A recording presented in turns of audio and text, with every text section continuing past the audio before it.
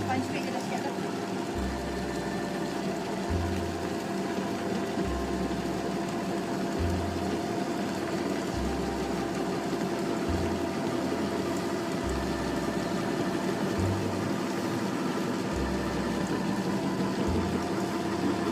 So blend semua bahan kecuali minyak. Minyak adalah sekali.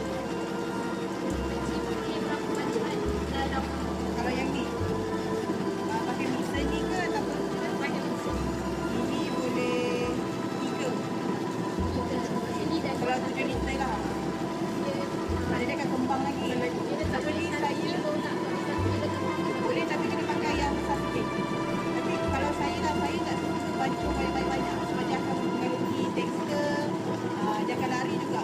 So better, kalau macam saya suka buat 2 kalau paling banyak pun lah. 5 liter kecil-kecil benda ni kan. Ni 7 liter. Macam tu buat satu adunan.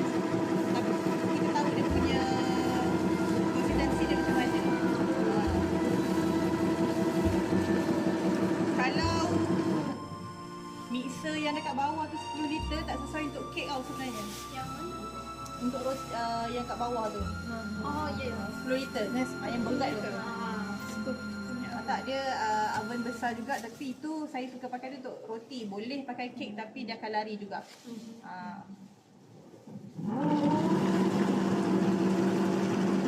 Sponge cake akan dapat banyak tau. So satu adunan tu boleh dapat, yang mana yang loyang kecil-kecil? Yang saya prefer tu. Main kat saya.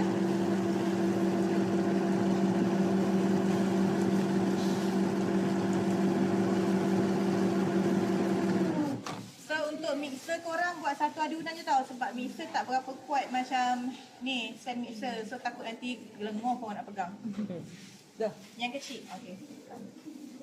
Okay, so untuk bento kek saiz dia ni lah 5 inci, so dia akan dapat banyak ni.